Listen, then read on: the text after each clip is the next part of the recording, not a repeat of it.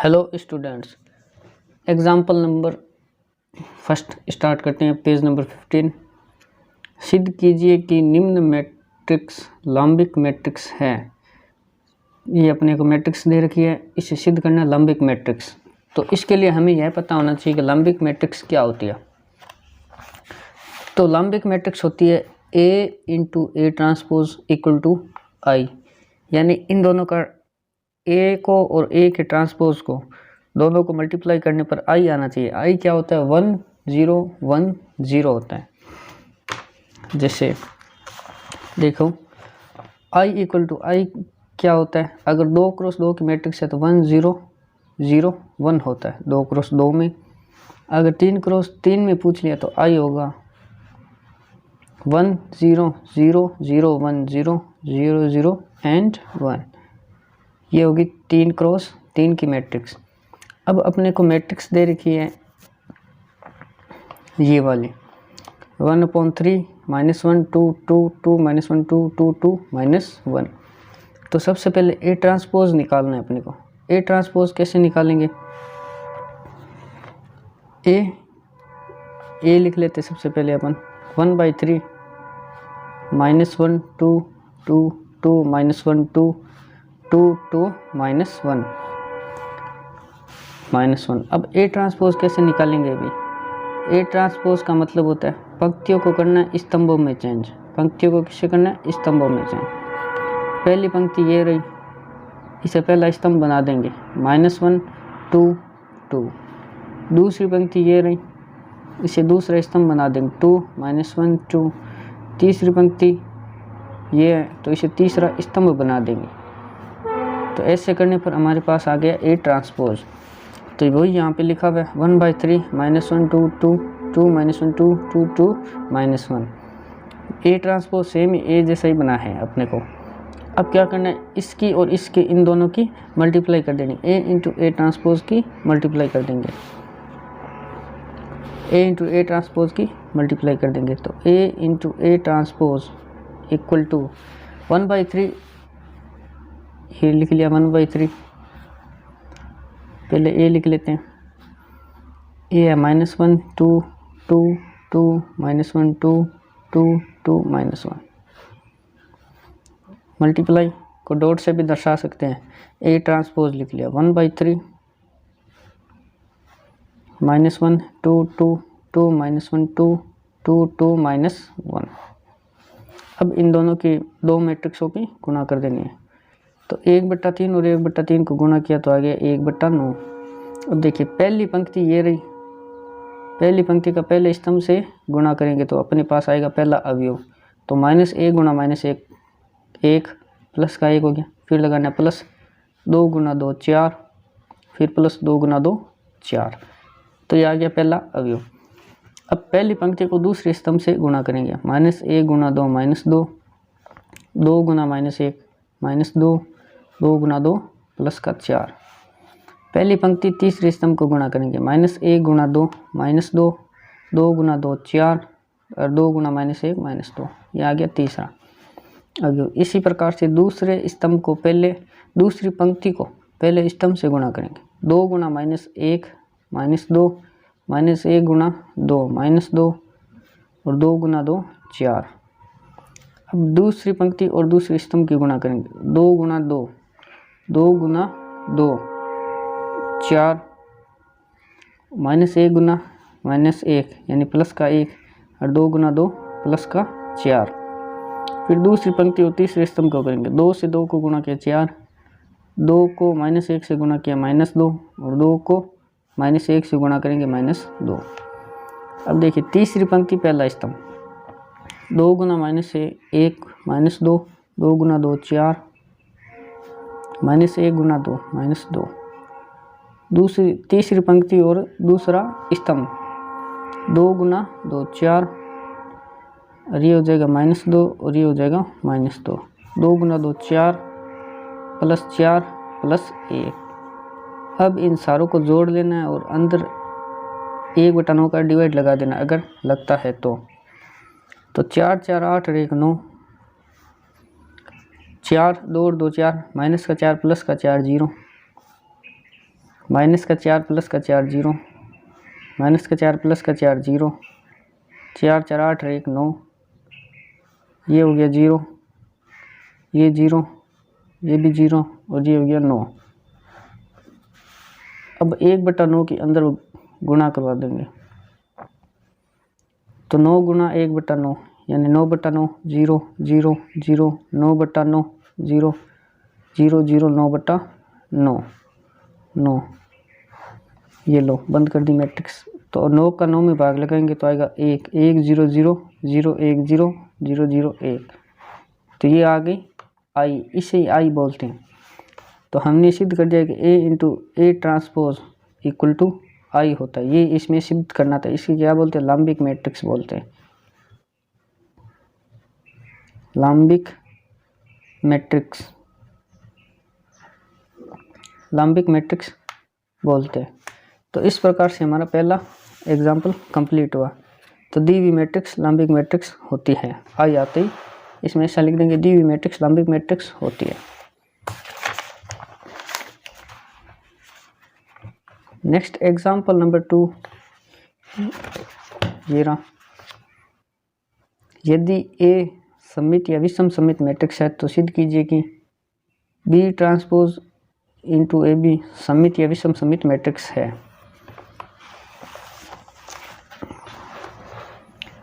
तो दिया हुआ ए है जो सममित मैट्रिक्स है, तो ए ट्रांसपोज इक्वल टू ए, ये तो आता ही है, ये सममित मैट्रिक्स की कंडीशन होती है। सिद्ध करना है कि बी ट्रांसपोज ए बी भी सममित मैट्रिक्स है। सिद्ध करना है बी ट्रांसपोज ए बी भी सममित मैट्रिक्स है। ये क्वेश्चन में लिखा हुआ है। तो सममित मैट्रिक्स की हम कंडीशन जानते हैं, उसका ट्रांसपोज मैट्रिक्स ही आना चाहिए। तो इसका ट्रांसपोज मैट्रिक्स ही आ गया वापस, इसका ट्रांसपोज ए का ट्रांसपोज वापस ए आया। जैसे बी ट्रांसपोज ए बी का होल ट्रांसपोज करेंगे तो वापस बी ट्रांसपोज ए बी आना चाहिए। तो हम ये वाला अपने लेकर चलेंगे और ये वाला LHS लेके चलेंगे और RHS आ जाएगा। तो ये सिद्ध हो जाएगा कि बी ट्रांसपोज ए बी भी सममित मैट्रिक्स है। तो LHS ले लिया। सबसे पहले क्या करेंगे, बी ट्रांसपोज ए बी का होल ट्रांसपोज है, तो ए बी का होल ट्रांसपोज ऐसे लिख सकते हैं और बी ट्रांसपोज को पीछे लिख देंगे।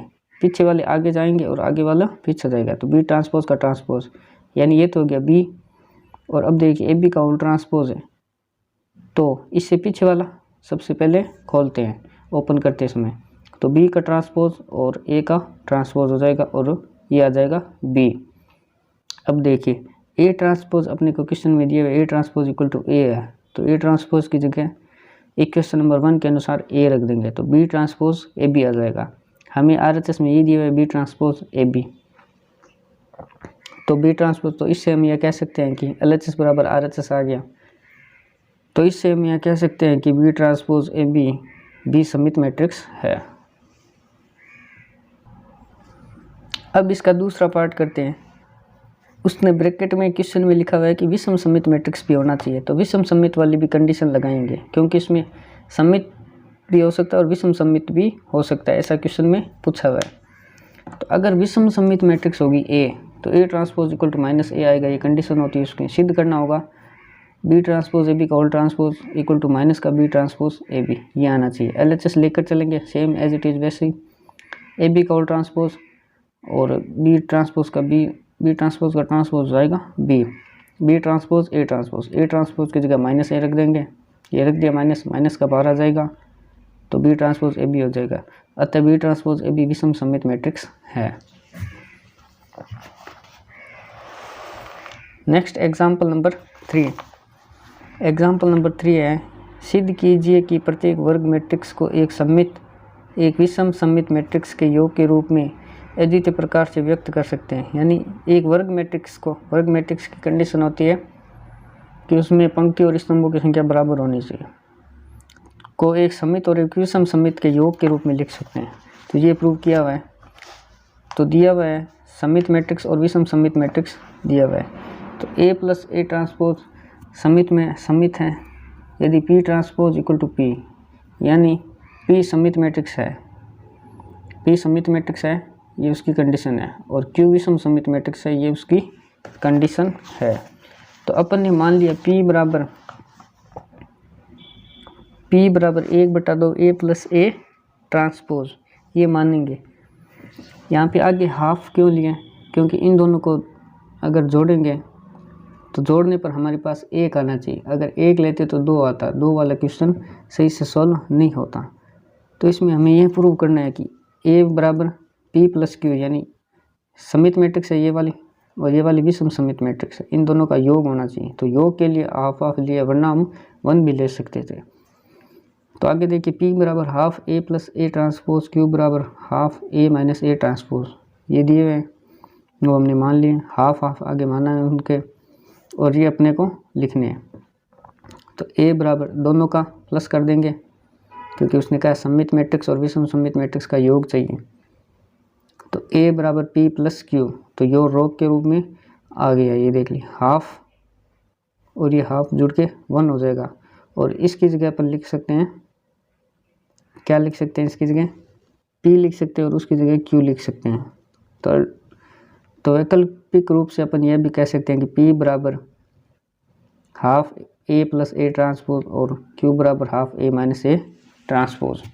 तो इस प्रकार से ये क्वेश्चन होगा।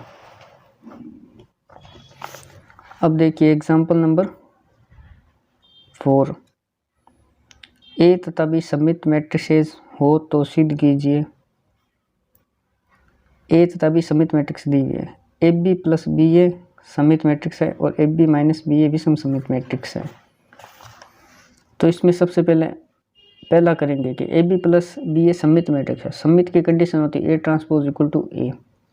तो ये दिया गया अपने को A और B सममित मैट्रिक्स है, तो इन दोनों में सममित मैट्रिक्स वाली कंडीशन लगा दी। अब इसे सममित मैट्रिक्स प्रूव करने के लिए इसका ट्रांसपोज इसके बराबर होना चाहिए, हो रहा है। तो इससे अपन LHS वाला पार्ट उठाएंगे और RHS लेकर आ जाएंगे, जिससे कि प्रूव हो जाएगा कि ये सममित मैट्रिक्स है। AB प्लस BA का ट्रांसपोज, तो सबसे पहले उल्टा वाला लगाएंगे, तो B ट्रांसपोज A ट्रांसपोज, फिर A ट्रांसपोज B ट्रांसपोज, ये वाला पहले लिखेंगे, ये वाला बाद में लिखेंगे। अब देखिए B ट्रांसपोज की जगह B दिया हुआ है और A ट्रांसपोज की जगह A पुट कर देंगे, तो BA प्लस AB।